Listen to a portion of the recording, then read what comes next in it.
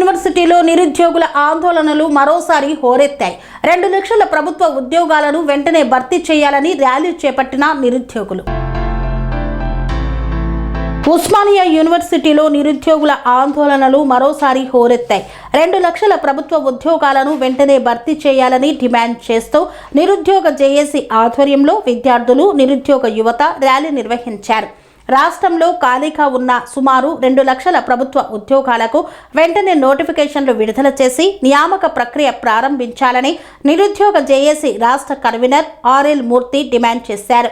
ఈ సందర్భంగా జేఏసీ రాష్ట్ర కన్వీనర్ ఆర్ఎల్ మూర్తి మాట్లాడుతూ ఎన్నికల సమయంలో ఇచ్చిన హామీలను ప్రభుత్వం వెంటనే అమలు చేయాలని, పోలీసు శాఖలో 20,000 ఉద్యోగాలకు ప్రత్యేక నోటిఫికేషన్ విడుదల చేయాలని డిమాండ్ చేశారు.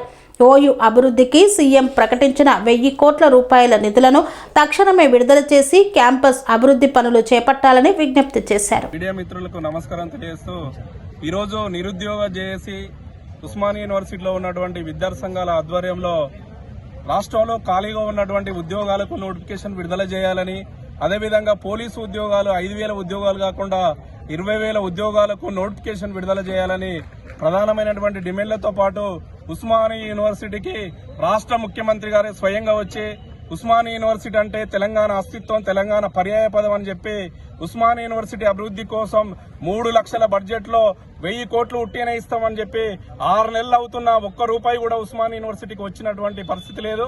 అందుకే 1,000 కోట్ల రూపాయలు తక్షణమే రిలీజ్ చేయాలి, ఉస్మానియా యూనివర్సిటీని పరిరక్షించుకోవాలని కోరుతూ ఈరోజు నిరుద్యోగ జేఏసీ ఉస్మానియా విద్యార్థి సంఘాల ఆధ్వర్యంలో మహార్యాలీ కార్యక్రమాన్ని నిర్వహించడం జరిగింది. ఈరోజు రాష్ట్ర ప్రభుత్వాన్ని ప్రధానంగా డిమాండ్ చేస్తున్నాం. అయ్యా రేవంత్ రెడ్డి గారు, మీరు అధికారంలోకి వస్తే మొదటి సంవత్సరంలోనే 2 లక్షల ఉద్యోగాలు ఇస్తామని చెప్పారు. మీరు అధికారంలోకి వచ్చి 2.5 సంవత్సరాలైంది. కనీసం మీరు మీ ప్రభుత్వం 20,000 ఉద్యోగాలు కూడా ఇవ్వలేనటువంటి పరిస్థితిలో ఉంది. గతంలో టీఆర్ఎస్ ప్రభుత్వం ఇచ్చినటువంటి ఉద్యోగాలకు నోటిఫికేషన్ విడుదల చేసింది తప్ప, నియామకాలు చేపట్టింది తప్ప మీరు కొత్తగా ఇచ్చింది లేదు. కాబట్టి ఇచ్చినటువంటి మాట మీద నిలబడాలని ఈ సందర్భంగా డిమాండ్ చేస్తున్నాం.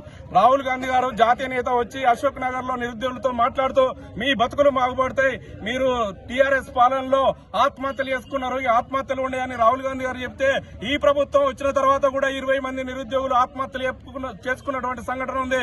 రాహుల్ గాంధీ గారు ఈ 20 మంది నిరుద్యోగుల ఆత్మహత్యలకు కారణం ఎవరు?